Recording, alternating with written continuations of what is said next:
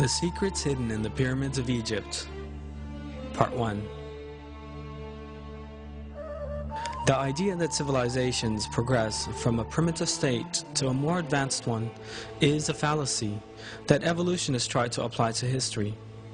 If one abandons evolutionist nonsense and prejudice and looks at the historical references and findings with an unbiased mind, what one encounters is civilizations that used highly advanced technologies.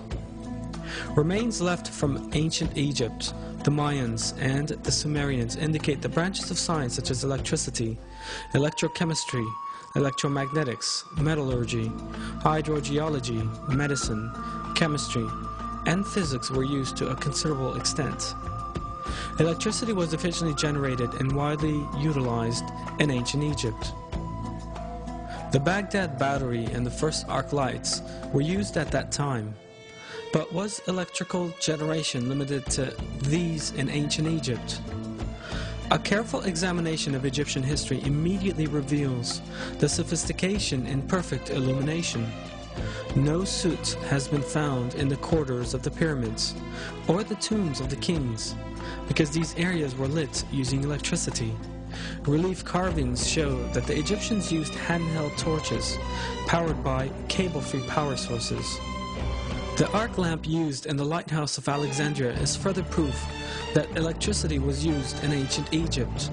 The energy required to power the lighthouse of Alexandria for 24 hours a day could only have been supplied by a regular electrical source. The pyramids of Egypt were giant power plants generating electricity. 1. The outer casing of the Great Pyramid was covered with white tufa limestone, so tightly built that not even a razor blade could fit between the blocks. The white tufa limestone does not contain magnesium and has high insulating properties. This insulation property prevented the electricity inside the pyramid from being released without control. 2. The stone blocks used inside the pyramid were made of another form of limestone containing crystal and a small amount of metal, which allow for maximum power transmission. The shafts inside the pyramid were lined with granite. Granite is a slightly radioactive substance and permits the ionization of the air inside these shafts.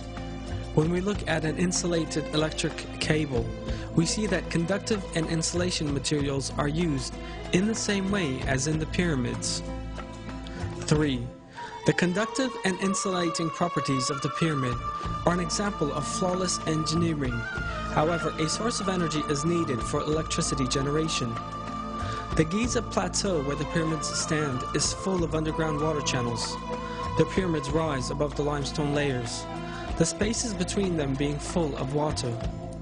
These special layers of rock that transmit electricity upward as they carry underground water to the surface are known as aquifers. The high volume flow of the River Nile that passes through these aquifers produces an electric current. This is known as physioelectricity. The pyramids' underground chambers are granite conductors built within the rock charged with physioelectricity. This electric current is conducted directly to the upper part of the pyramid's granite, covered subterranean chambers. Granite is a very good conductor of electricity. The electromagnetic field that forms at the bottom of the pyramid is transmitted in concentrated form to the upper layers of the pyramid. On the top of the pyramid there was a gold capstone, gold being an excellent conductor of electricity. This section is no longer there in our day.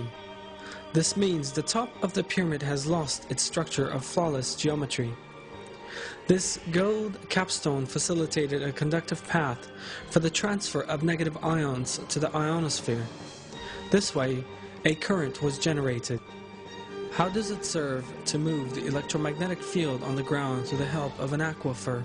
An identical form of this technology, employed in Egypt 5,000 years ago, was used by Nikola Tesla, an inventor of electric technology in the early 1900s. In a tower he constructed in the United States of America. Tesla, the inventor of such fundamental electric technology as the alternating current, electric engine, radio, the laser, and radar, was successful in simultaneously transmitting sound and pictures between continents in the Wardenclyffe Tower he built between 1901 and 1917. He used an external source of electricity for this, and even applied wireless power transmission technology. Tesla had also built his tower above an aquifer and discharged the negative ions from the aquifer to the tower. The electromagnetic technology used in Tesla's famous tower is identical to the electromagnetic field set up in the construction of the pyramids. Both systems generate negative ions and transmit them without the need for electric cables. So for what purpose did the Egyptians use electricity? Relief carvings clearly show that the Egyptians used hand-held bulb-type lamps powered by a cable-free electric source. These bulbs are reminiscent of Nikola Tesla's descriptions to show that his alternating current was safe. At the 1893 Chicago World's Fair, Tesla transmitted alternating electric current through his body to light a bulb he held in his hand without using electric cables. This relief carving shows a wireless antenna. The Egyptians used the antenna and cable-free energy for wireless communication. And the relief on the left is a carved transmitter with a receiver on the left. This evidence indicates that the Egyptians used free wireless energy for communication purposes. This relief carving shows a yarn manufacturing facility. The yarn Egyptians used for their fabrics at that time were as fine as those manufactured by machinery today. The Egyptians also used electric power in their weaving plants. It was seen that many gold objects which have remained from ancient Egypt were in fact very finely gold-plated. Such perfect gold plating as in these pieces requires the use of electricity. The total electromagnetic measurement made around the Great Pyramid is identical to that made during a thunderstorm with lightning. There's a powerful electromagnetic field around the Great Pyramid. This may be observed through a simple experiment when standing at the top of the pyramid with a bottle wrapped in a damp cloth. Sparks fly away from the bottle as if one were on top of a high-voltage bobbin. The pyramids were not used as tombs. The pyramids have always been interpreted as the tombs of the pharaohs, but in fact no inscriptions of any kind appear in the corridors of the Great Pyramid. This suggests a functional building rather than a mausoleum.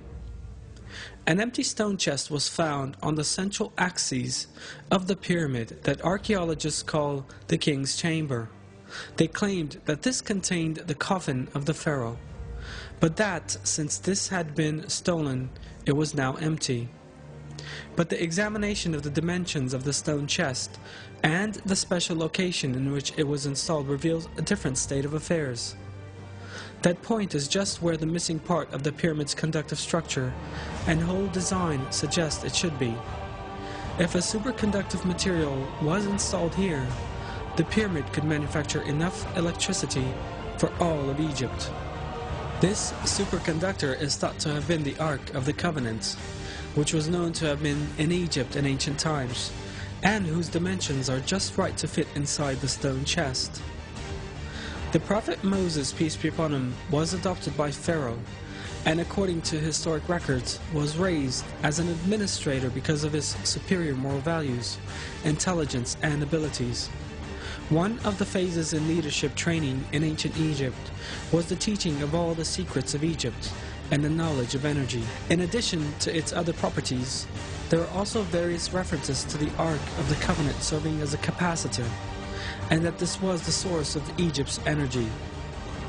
The prophet Moses, peace be upon him, is known to have taken the Ark of the Covenant with him when he fled Egypt. According to historic references, one of the reasons why Pharaoh chased the prophet Moses, peace be upon him, right up to the last moment and strove to catch him at whatever price was the Ark of the Covenant, because Pharaoh was aware that all the glory and magnificence of Egypt would be lost without electricity. Historic references also show that Egyptian civilization reached its peak during the reign of Ramses II, who lived at the same time as the prophet Moses, peace be upon him. But those civilizations collapsed in less than 10 years, after Ramses II, and Giza was even abandoned. The city, once the center of civilization, remained deserted until the next dynasty settled there. Were the Egyptians the only society to utilize wireless electrical technology? The relief carvings left by the Mayan and Assyrians also contain images of similar techniques to those implied in the pyramids. All this information once again goes to demonstrate that there were no primitive people and societies in the past, as evolutionists would have us believe. In terms of civilization, more or less developed communities have lived side by side at all times throughout history. A society that existed thousands of years ago enjoyed a far more advanced technology compared to one living in the 20th century. And this shows us that development is not part of an evolutionary process. In other words, that there is no linear advancement from a primitive level of civilization to a more developed one in history.